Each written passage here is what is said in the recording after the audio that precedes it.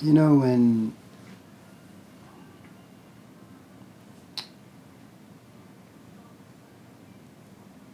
Hussein had his gatherings, was a very young kid, and forgive me for repeating these stories over and over again, but because of my father, who enjoyed politics and religion conversations, I would go with him.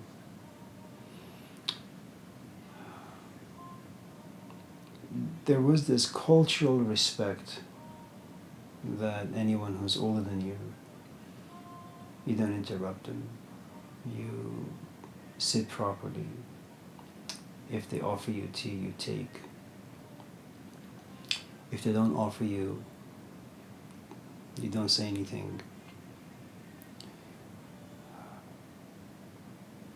And if there are any disagreements, you keep it to yourself or you ask it in a way that's socially acceptable. That's cultural respect. I was too young to really understand what he was talking about. I had no interest in his background. He also had a very, I think, dominating physical presence. He was a big man and he had a relatively bushy mustache. And in the gatherings, there were, 15, 20 people sometimes, which made it difficult to, ask anything or say anything.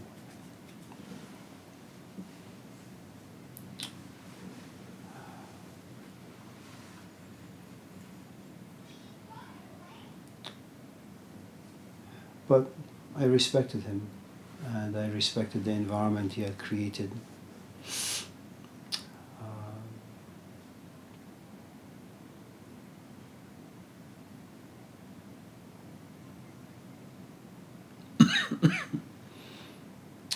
And then one day he calls and says, after some weeks or months, that he wanted to lose some weight, and if I could go to his apartment in Sacramento and play tennis with him.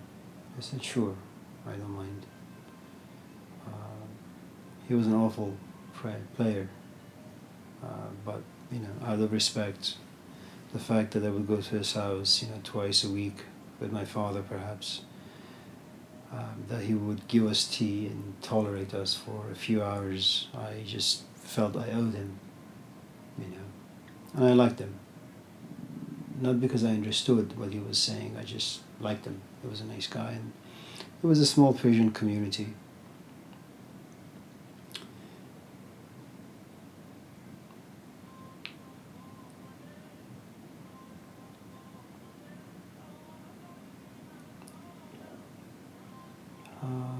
I would go to his shop and help out. Again, not because I had any idea about the depth or the content or the meaning of all the things that he would share with us.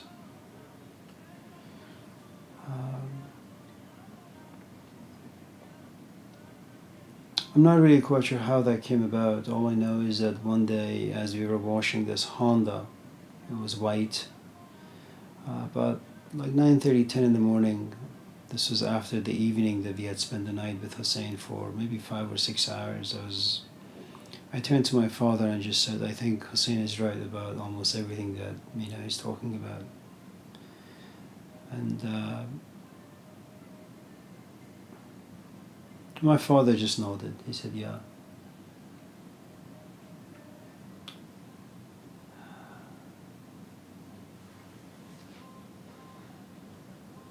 I don't really know why I kept going to his house. He was relatively aggressive, oftentimes being verbally abusive to people who were older than he was.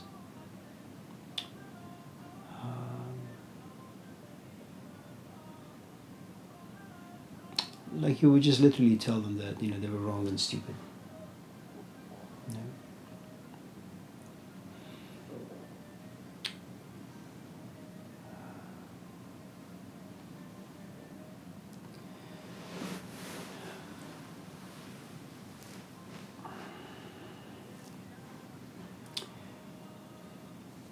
And then he moved from his apartment to the house that he had bought. We'd still go to the gatherings that he'd have, and then my friend one day, Mehrdad, came and said, I'm going to this other gathering. Then I quit going to Hussein's. He had said that in this different place they would sing. Sometimes they would have these special exercises. And Hussein was just, we would go, we would have some tea, and we would just talk. And by then I was beginning to have some interest in music, playing music, singing. And that wasn't something that Hussein, at least way back then, enjoyed. He was a musician himself to some extent. He would sing and play the tar and the sitar. But they would never do any music or singing or chanting.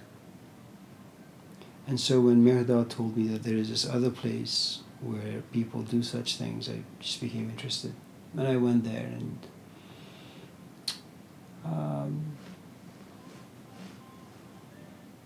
and Hussein didn't stop me. He didn't make me feel bad.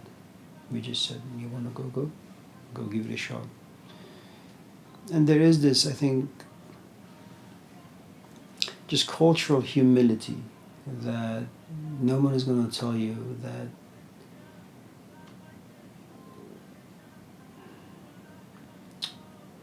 when you read Rumi, when you read Hafiz, when you read Sa'di, Nizami, all these people,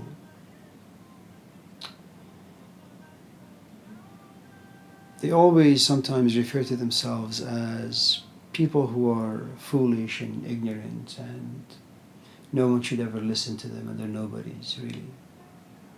They've been abandoned by the universe, and they're stuck in a place that they're trying to get out and figure things out for themselves, so why should anyone, follow them or listen to them? And that's part of the culture, And so Hussein, because of culture and because of the tradition that he was involved with, he would never kind of come out and say, you can't find anyone better than me. I have been in that group. I have done what you guys are going to do. It's not going to be interesting. And I think part of it has to do with, in some ways it's really, really good to just kind of let people go, because Hussein was very serious. He wasn't about business. He wasn't about entertainment. He wasn't about having lots of people and increasing the number of people who would go to his house and listen to him talk. He really just wanted people to understand him, and he wasn't shy about just telling people that they're far too stupid. And unconsciously, I think he would be in a certain way that people would just never come back,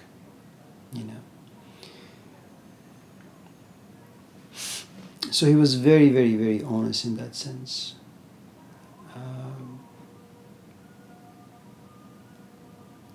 And so I just left. And I was away for almost a year, and this other place was interesting. They would talk for about an hour and a half or 2 hours, then the lights would be turned off. Then they would chant for about an hour and a half, 2 hours. They would do some exercises. And then the lights would be turned back on. We would be given some tea. We would sit in silence for a while, and then we'd go home. It was very entertaining. For a young kid, it's very impressionable. It's like going to a classroom and just some guy just rambles on endlessly, like sometimes what I do in this room, and people just get tired, and They want to run away, but they can't because they'll fail the class. In this other place, things are animated. Men and women sit together.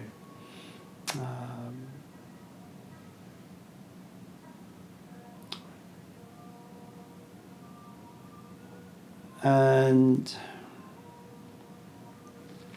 after being there for about, I don't know, maybe 9 months or 10 months, I was given their special outfit. It was white from head to toe. And then after a few weeks, I was given an emblem that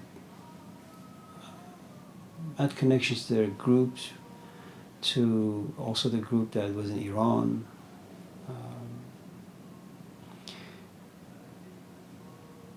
And then once I had received all these kind of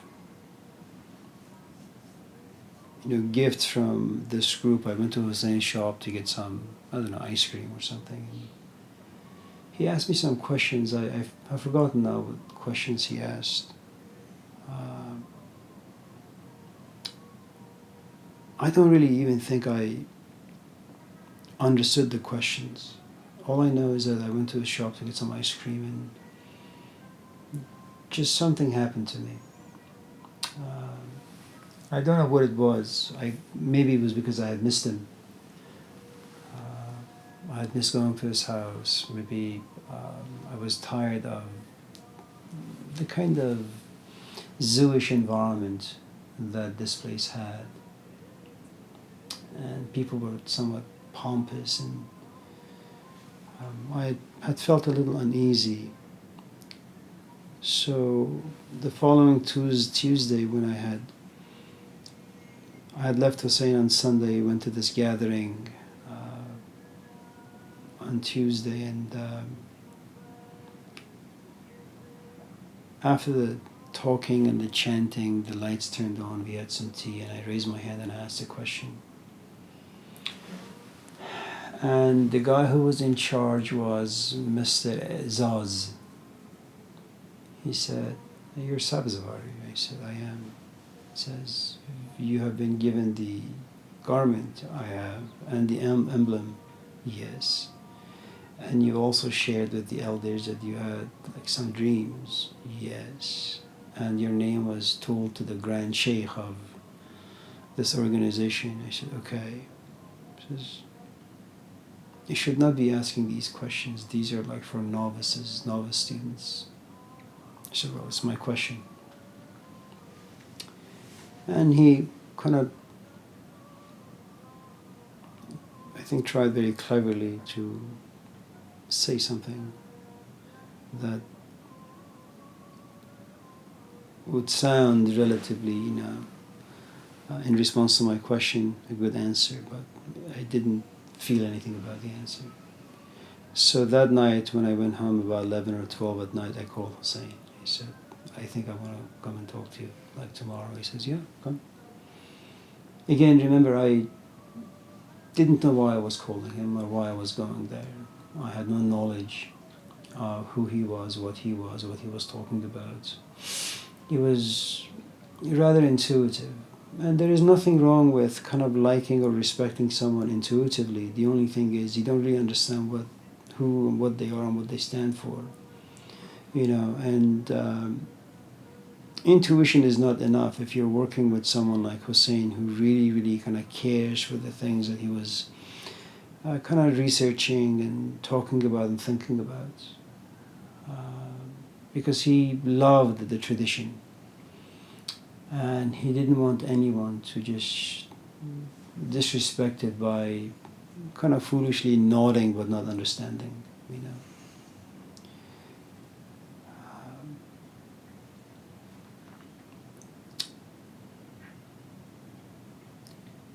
And so we went to his library the night I went there, and we sat on the floor, and he told Shadi to bring us some tea.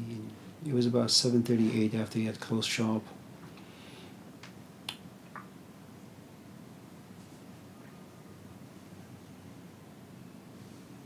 I'm not really quite sure what sort of a conversation we had, but I had asked him a really, really stupid, childish question. And he looked at me and he said, "You're really uneducated." I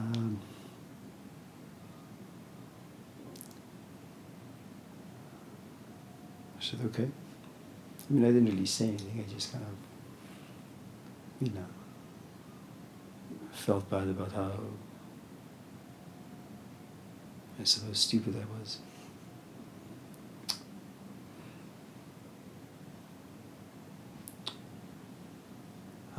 But regardless, I continued going there for, some time.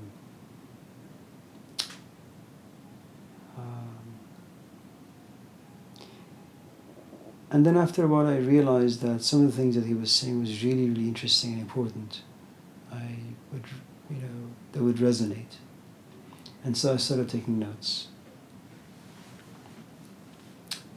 And then I had asked him, what book I should read. And he said, "You need to read the Four Gospels." I said, "How about like the Sufi tradition?" "No, read the Four Gospels." "In English?" "No, in Persian." He said, "Come to my shop like the next day." And I said, "Okay." So I went there and I got this big, fat, thick book, the Old and the New Testament, in Persian. I said, "Okay, so I should just read." He says, "Yeah, read and just write everything that comes out of Jesus' mouth in your notebook."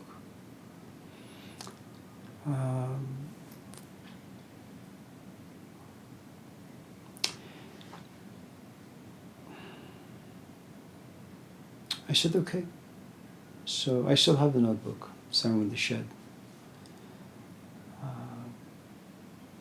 And then after like a week or two, I went to him and said, "Well, here's the notebook. Here's all the stories, all the wise saying of, this man in the Gospels." He says, "Okay, now you have to memorize them." "Memorize what?" It's like 100 pages. You got to memorize them. So when you come to the shop and I tell you like John 4:4, you kind of just tell me what it is. Okay. And then from there it went to Tazkiratul Awliya, which was the lives of, the Sufi sages. And then from that it went to the 4-volume Usul Kafi. He would just tell me what books to read and I would read them. And he would ask me, "So what are you doing in school?" So, it's really not fun. He says, "If you don't go to school, you can't come here." Okay.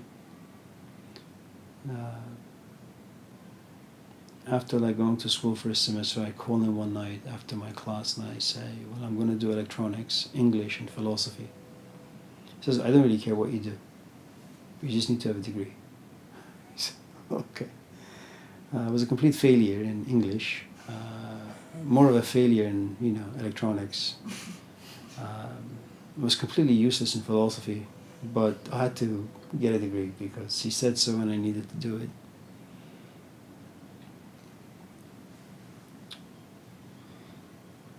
And he would always tell me, "Amir, you'll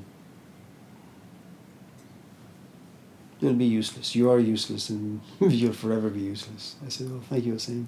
It's very kind of you."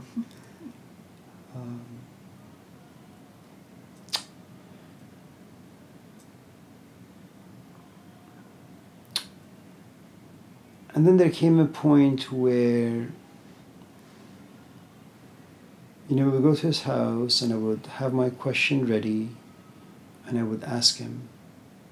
And all three of us would have questions ready.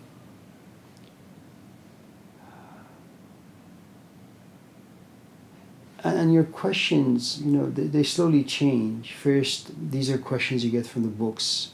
Then there are questions that you have because you interact with various people and you ask questions, or they kind of inspire certain questions, curiosities about you, and you kind of formulate those curiosities into a question, and you take it before Hussein, and Hussein kind of either tells you the question is ridiculous, or he kind of, talks about it for a few hours.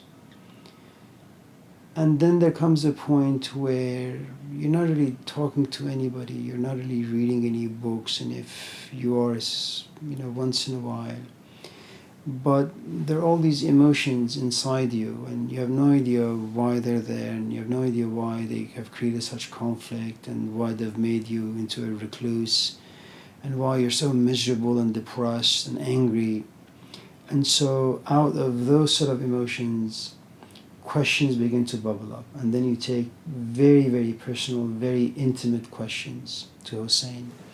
The nice thing about that was we started these gatherings with Hussein and Mehrdad. So there wasn't anyone who was a stranger, because you can't just take off your clothes in front of someone you don't know, or you just met.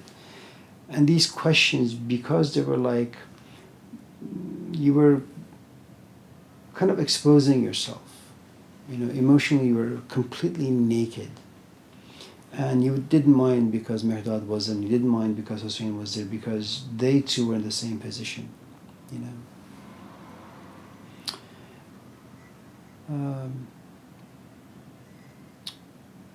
There came a point where none of us had any questions anymore, but we would continue to go to his house.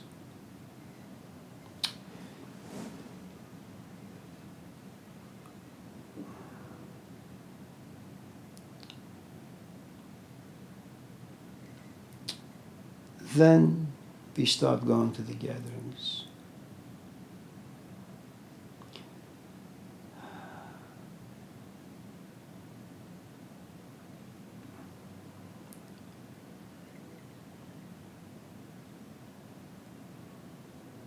It's only now when I think back.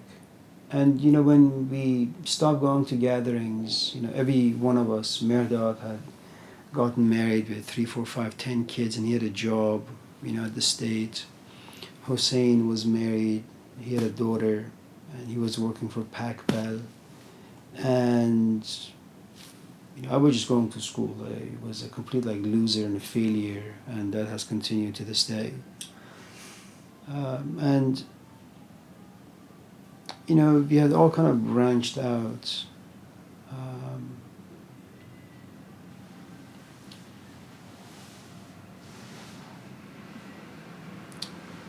And then I began teaching, and my interaction with Hussein became even less. And then after some years in teaching, when sometimes we would gather and we would have conversations, I would have all these disagreements with Hussein. Sometimes I would, about 90% of the times I would keep them to myself. 10% of the times I would go on, I can't say attack, but I would just resist saying yes to him because I just thought he was wrong. And then we really no longer had conversations. When we would have gatherings, he would talk to people about politics, religion, some of the things that Rumi perhaps or Hafiz would say. But I was no longer interested in the things that he was saying. I was talking either to my brother, or I was playing ping pong, or just sitting somewhere by myself. Because these conversations just created all these unpleasant feelings inside me. I just didn't want to be around it. So I waited for the conversations to end so that I could pick up the sitar and turn on the microphone and start playing the sitar and singing. And sometimes we would just get too much, their conversation, that I would just start playing the sitar to kind of force them to stop. And then again, our interactions became less and less and less, until one day my mom or someone called me and said Hussein was diagnosed with stage 4 cancer. And then I began to call him, not every day, because I didn't want to intrude, because I know he was sick and he didn't have the energy to, talk. What can you say when you're sick and dying? So I called once a week. I would try to visit as many times as possibly could. And then he died.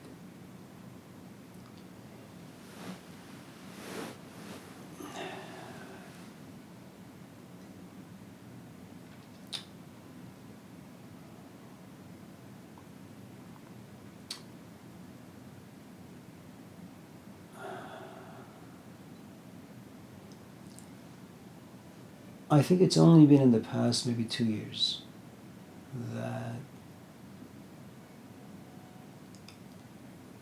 I have come to dimly understand all the things that he did for us.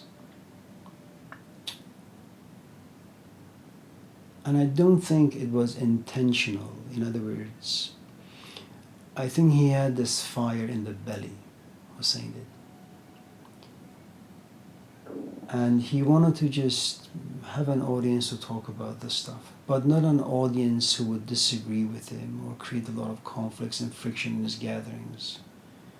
He wanted people who were broken, who were uneducated, who did not have like a very strong belief system, you know.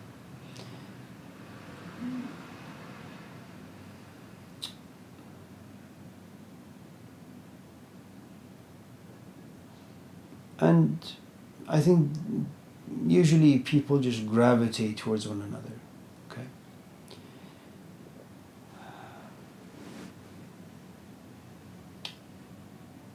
And I think we were young enough, we were naive enough, innocent enough, uneducated enough to kind of gravitate towards him. You know, there is a saying by Rumi that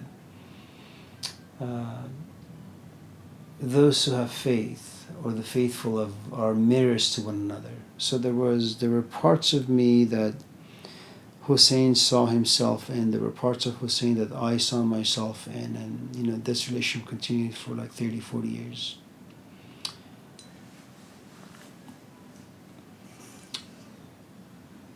When I think back,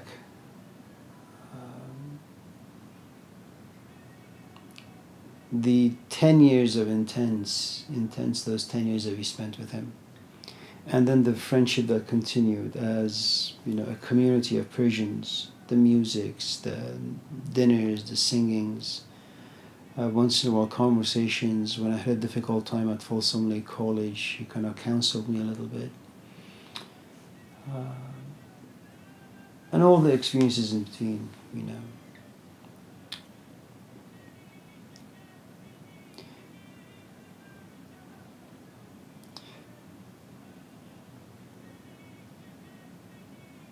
I guess the point I'm trying to make is that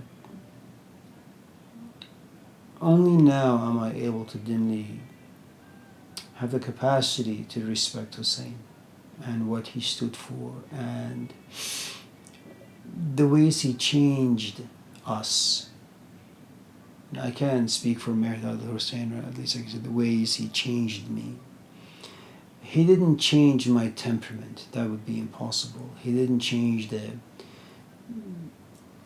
the fact that I am shy, I am reserved. In many ways I'm ridiculous. You know, that's just the way I am. So those things he didn't change. But what he did do was create a very strong foundation upon which I could kind of put my temperament and personality on. You know. And that's the thing that he did. The foundation was, he introduced me to the Sufi tradition, his ways of thinking, and I began to slowly, not completely, but to see certain things through his eyes, you know. But all those things aside, you know, because of him, I went into philosophy. And because of him, my passion for philosophy grew. Because of him, I did my master's. Because of him, I did my PhD.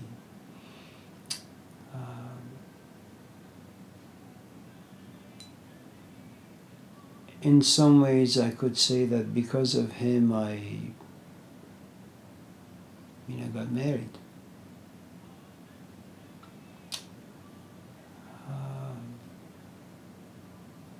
And so when I look at my life, I mean, there is nothing very significant about my life or significant about, you know, who I've become. But what little good there is in my life it's because of my interaction with him over the past 30 or 40 years, you know.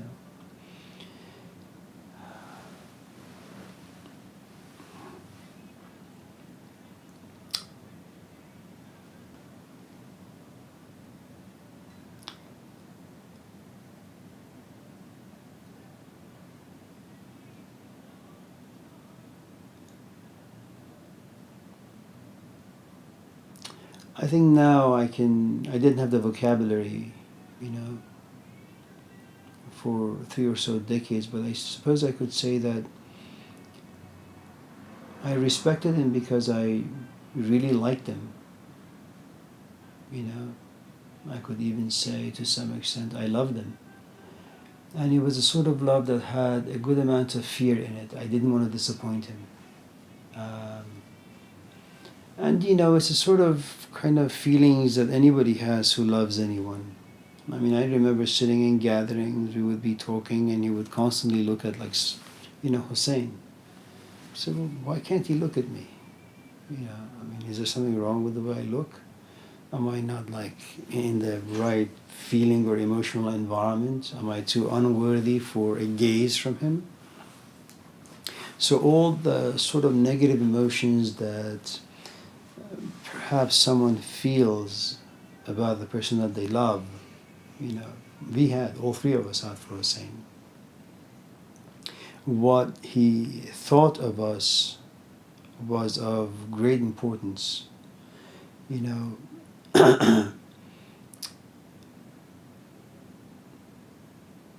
You know, sometimes I would go to his house or his shop, and I had just eaten dinner or I had just eaten lunch, and I was full. And Hussein would say, "So Amir, I'm going to make you a sandwich." I said, "Hussein, I just ate." So, I don't really care. I'm making you a sandwich. I said, "Okay, I'll eat."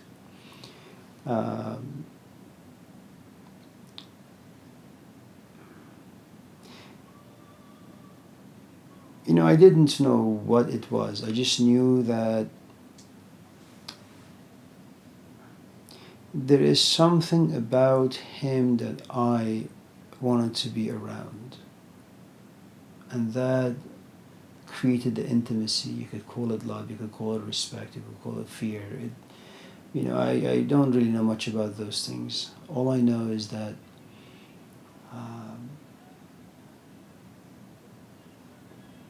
you know, when he would reprimand me, it was very, very, very painful.